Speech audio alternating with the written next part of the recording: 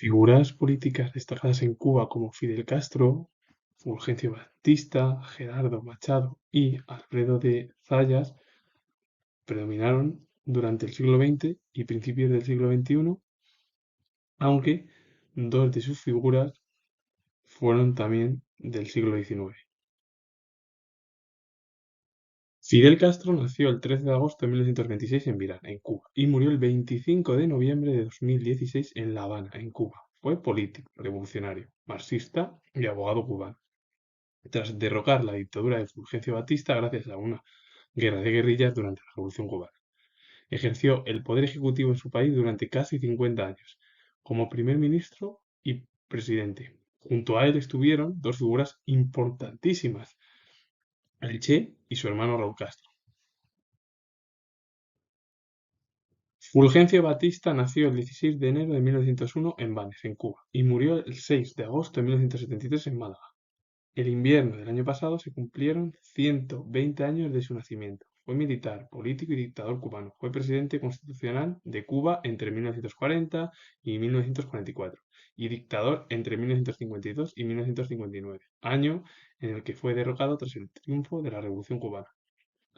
Su mujer, Marta Fernández Miranda de Batista, fue esposa de Fulgencio Batista y primera dama entre 1952 y 1959. Tras la Revolución cubana, ambos se exiliaron del país. Gerardo Machado nació el 28 de septiembre de 1871 en Camajuaní, en Cuba, y murió el 29 de marzo de 1939 en Miami Beach, Florida, en Estados Unidos. En septiembre del año pasado se cumplieron 150 años de su nacimiento. Fue político y militar, que desempeñó como general a favor de su país en la Guerra de la Independencia de Cuba contra España y fue el quinto presidente de la República de Cuba. Gerardo Machado ingresó a la presidencia con una amplia popularidad y apoyo de los principales partidos políticos. Fue presidente de Cuba entre 1925 y 1933. Alfredo de Zayas nació el 21 de febrero de 1861 en La Habana, en Cuba, y murió el 11 de abril de 1934 en La Habana, también en Cuba. Fue jurista, orador, poeta y político cubano. Fue fiscal, juez, alcalde de La Habana, senador en 1905, presidente del Senado en 1906.